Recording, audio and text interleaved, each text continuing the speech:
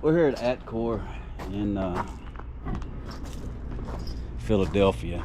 I never knew there was one, but apparently there is. This is our load. It's not much of a load. I had to move this all together from here back. They had it sitting all the way down, spaced out all the way to about right here. So I had to move it all forward. And none of this weighs a whole lot, so it ain't no big deal. I mean, if I moved all that, scooted it all up, so because it's a tarp load. I don't want all those big spaces in between my tarp. It's gonna take almost every blanket I got, it looks like, cover up all these sharp edges. I hope those 6-foot tarps will work. I ain't using my blues if I ain't got to.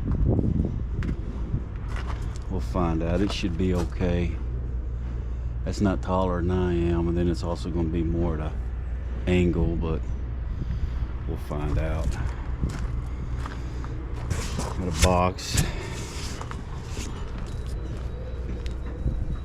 Got another box on this side. I'll never understand why they always want to put the boxes on the back. But it is what it is. I ain't bringing those. Those were pretty heavy, those 2 boxes.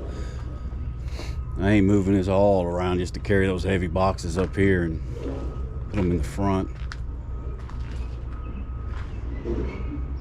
Anyway, I'm just going to have to watch what I'm doing. The front ain't so bad. A couple of blankets. That'll cover this front.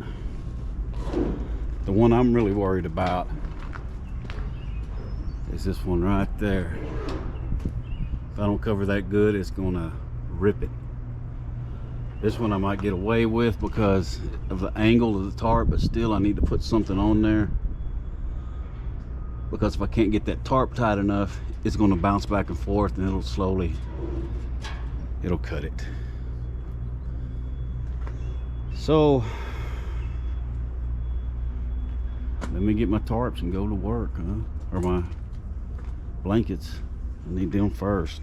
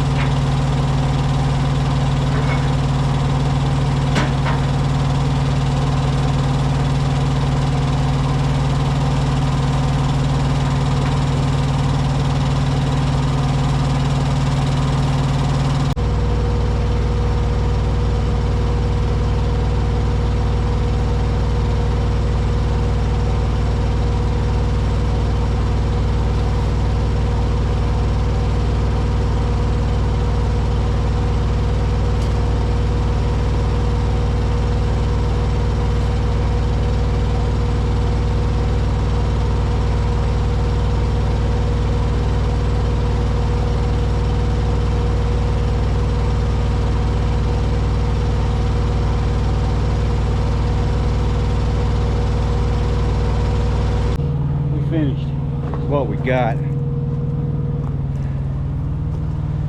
Put a couple of 2-inchers across here, one on here, one right here. It's going to help keep this from blowing out and being a big balloon. Sorry about that. Anyway, yeah, it's going to help it from ballooning out so much. I don't like this, but I really don't know what else to do about it. And I'm hoping this will be okay. If not, I just throw another 2-inch strap on top of it. Well, we're about to get on the road and find some place to spend the night. Get something hot to eat. Let the dog do his business. All that trucker shit on. Well, good morning, everybody. We're waking up, getting ready to go. We stopped here at this Petro in Raffine, Virginia. Raffine. And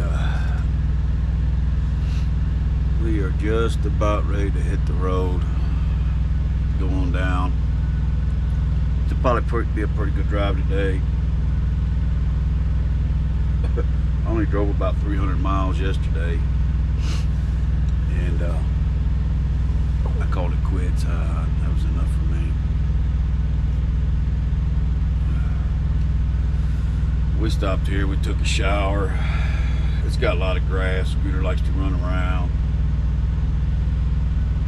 And went over there. There's this restaurant called Quaker Steak. Not Quaker State, Quaker Steak. I went down there, and everybody that worked at the Petro said it was good. It's really great. I would love it. It's a steakhouse. They got bar food. You know, they're just some trash food that truck drivers eat. But I got a hamburger called the Hangover Hamburger. Got the egg on it, bacon and all that. I've had them before. I like my hamburgers with eggs on them. But this has got to be the worst hamburger I think I've ever eaten in my life. It was just nasty. I couldn't even eat it all. It was so bad. And then they have homemade potato chips, so I bought some of those to go with the hamburger. And it came with the jalapeno beer cheese dipping sauce. And all that junk was that cheap nacho cheese crap with a little bit of flavoring added in it. It was horrible. The chips were okay, but the dip was just, it was nasty. It was like cheap grade food. You could even tell they didn't make the hamburger patties, you know. I mean, there was some frozen junk that come out that they bought. And flavorless, greasy, extremely greasy. But I guess you kind of expect that when you got hamburger, then you got your bacon, and then of course you got a fried egg on top of that. So yeah, a little grease is to be expected, you know. But man, this was just, it was so greasy. By the time I ate half of it, my stomach was already boiling. So I took the meat and bacon out, got a to-go box, and I brought the rest home to the dog. We're here, Alabama. I don't know exactly where we are. We're not very deep in Alabama yet. Let Scooter go for a little walk.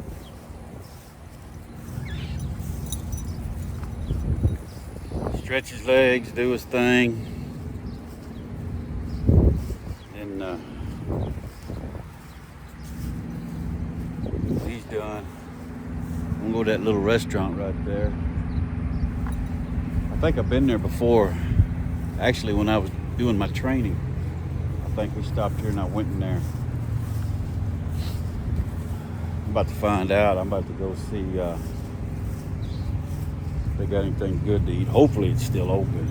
A lot of these places closed down during COVID. I don't think a lot of them's opened back up. A few of them have, but not a lot of them. Lights are on inside, it looks like.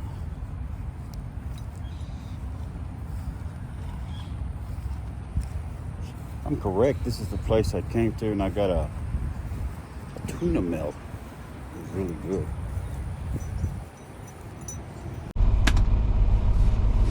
All right, we're heading out. We're gonna run 8 miles. I mean 8 hours. And then wherever we are at 8 hours, we're shutting it down.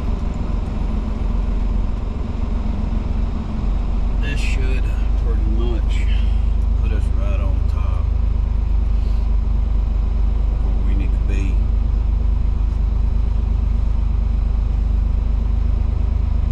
But I did make it over to this little restaurant, Barney's.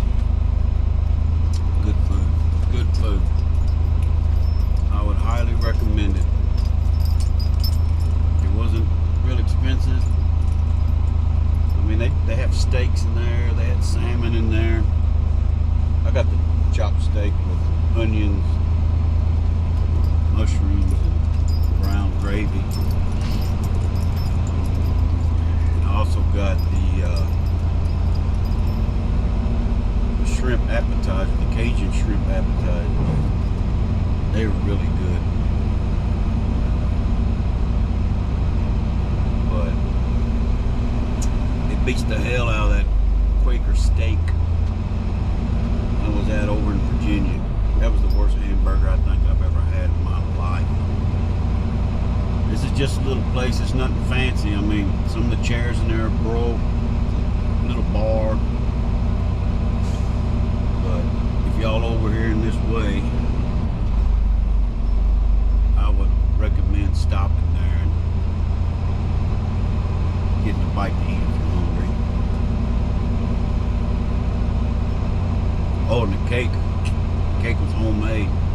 Strawberry cake. It wasn't none of these frozen crap. I went down to Kroger